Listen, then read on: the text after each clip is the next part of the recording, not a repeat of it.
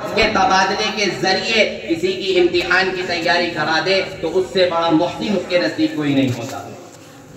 आप गौर करें कि क्या हो रहा है कि हमारी खवातीन कहाँ जा रही हैं, हमारी बच्चियां कहाँ पढ़ रही हैं, किसके साथ पढ़ रही हैं। और इससे बढ़कर ये जो एजुकेशन सेंटर खुले हुए हैं और कोचिंग सेंटर खुले हुए हैं, आप गौर करें, सुबह कोचिंग सेंटर है, शाम को कोचिंग सेंटर है, दोपहर को कोचिंग सेंटर है, और पढ़ाने वाला भी गैर है, जिसके साथ पढ़ रहे हैं वो भी गैर है, और जिसके साथ रवाबित है वो भी गैर है। तो अगर इस हाल में मोहब्बत परवान नहीं चढ़ेंगी तो और क्या होगा।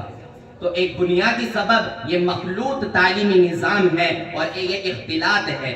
आप अलैहिस्सलाम ने फतह मक्का से पहले किसी भी मुसलमान को मदीने से दूर रहने की इजाजत नहीं दी थी, और फरमाया था, और जब आपको खबर होती कि फला मुसलमान के साथ मॉब लिंचिंग हो गई है तो आप अलैहिस्सलाम का चेहरा बदल जाता और आप फरमाते कि मैं उस मुसलमान से बरी हूं कि जो अपनी मर्जी से मुशरिकाना माहौल में रहता हो।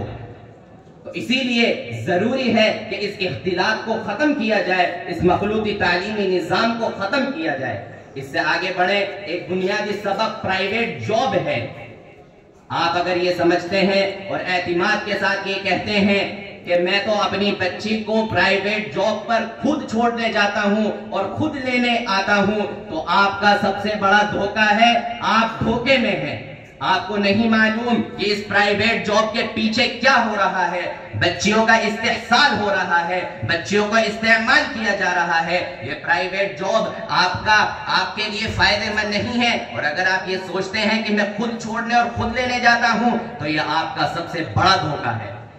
हमारी फिरासत को क्या हुआ, आप थोड़ा सोचें, दिमाग से काम लें, अपनी समझदारी से काम लें और अपनी आंखों को खोलें। आप अलैहिस्सलाम ने तो इस मोमिन की समझदारी से और इस मोमिन की फिरासत से पूरी दुनिया इंसानियत को डराया था।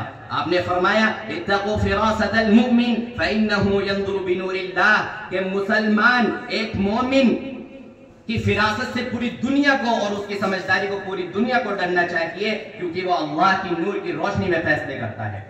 इसीलिए एक बुनियादी सबब प्राइवेट जॉब है, इससे भी हमें आगाह होना चाहिए और इसको खत्म करने की कोशिश करनी चाहिए। आप आगे बढ़े, एक सबब गुर्बत भी है। गुर्बत की वजह से उम्मत मुस्लिमा फितना इर्तिदाद के दहाने पे खड़ी है।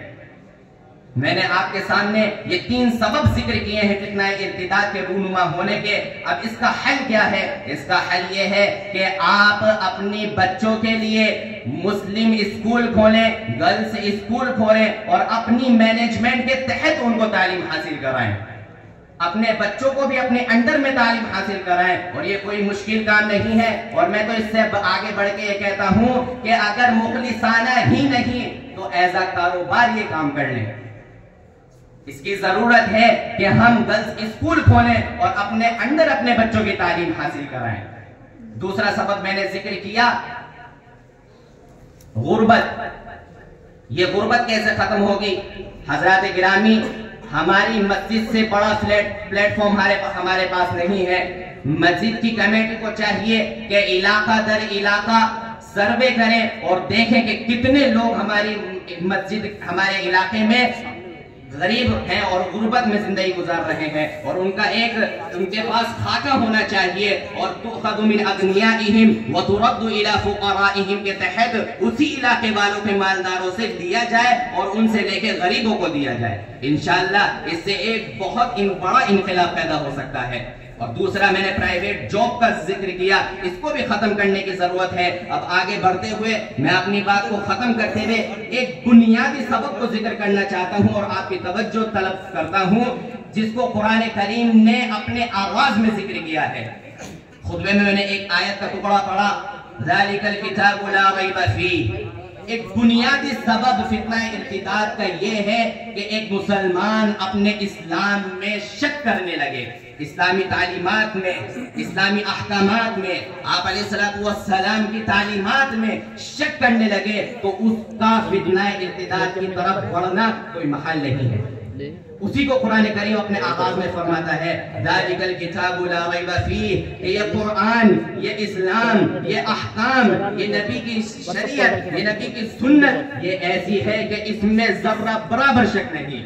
अगर हमारी अकल में आए ना आए, हमारी अकल उसको तस्लीम करे ना करे, लेकिन अल्लाह तबारक व तआला ने जो कह दिया वही पर हक है। यह अकीदा कुरान करीम हमें देता है। अगर हमने इस अकीदे को अपने दिल में बिठा लिया तो यकीन जानिए दुनिया की कोई ताकत आपको अपने इस्लाम से नहीं हटा सकती। ज़ालिकल किताबु ला रैब फीह, ये एक अकीदा है। इस अकीदे को उठा लीजिए और कुरान की एक एक आयत पे लगाते चले जाइए। अगर कुरान कह रहा है कि सूद से पैसा घटता है और सदक़े से पैसा बढ़ता है तो ला रैब फीह, इसमें कोई शक नहीं है। अगर इस्लाम में तलाक का निजाम रखा गया है तो ला रैब फीह। अगर इस्लाम में मीरास का निजाम रखा गया है तो ला रैब फीह। अगर इस्लाम में औरत को हिस्सा दिया गया है तो ला रैब फीह। अगर इस्लाम में औरत को आधा हिस्सा दिया गया है तो ला रैब फीह। अगर इस्लाम में तलाक का हक मर्द को दिया गया है तो ला रैब फीह। अगर इस्लाम में तलाक का निजाम रखा गया है तो ला रैब फीह। अगर इस्लाम ने मर्द को औरत का जिम्मेदार बनाया है तो ला रैब फीह। इसीलिए जरूरत है इस अकीदे को मजबूती से हम अपने दिल में बिठा लें तो इंशाअल्लाह तबारक व तआला हमें दुनिया की कोई ताकत अपने इस्लाम से नहीं हटा सकती। इन्हीं चंद बातों पर मैं अपनी तकरीर का इख्तिताम करता हूँ। आखिरु दाअवाना अनिल हम्दुलिल्लाहि रब्बिल आलमीन।